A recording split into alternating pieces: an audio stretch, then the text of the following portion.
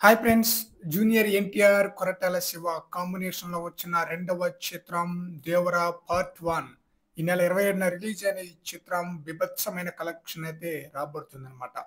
ఈ చిత్రం 6 అంటే 6 రోజుల్లోనే కంప్లీట్‌గా బ్రేక్ ఈవెన్ అయిపోయే లాభాల్లో నడుస్తుందన్నమాట. 6 రోజుల్లో బ్రేక్ ఈవెన్ 6 రోజుల నుంచే లాభాల్లో ఉండటం అంటే చాలా గొప్ప విషయం అని చెప్పాలి. ఎన్టీఆర్ యొక్క నటనకి ఆడియన్స్ ఫిదా అయిపోయారన్నమాట. కొరటాల శివ యొక్క డైరెక్షన్‌కి, మ్యూజిక్ డైరెక్టర్ అయిన అనిరుద్ యొక్క మ్యూజిక్‌కి ఫిదా అయిపోయారు ఆడియన్స్. అందువలన ఈ సినిమా ఆడియన్స్‌కి చాలా బ్రహ్మాండంగా ఆకట్టుకుంది. ఈ చిత్రం రిలీజ్ అయ్యి ఈ రోజుకి 8దో రోజనమాట. ఆరో రోజుకి డబుల్ ఊచకోతనమాట. వర్కింగ్ డేస్‌తో కంపేర్ చేసుకుంటే ఆరో రోజు డబుల్‌గా కలెక్షన్ అయితే రాబోతుందనమాట.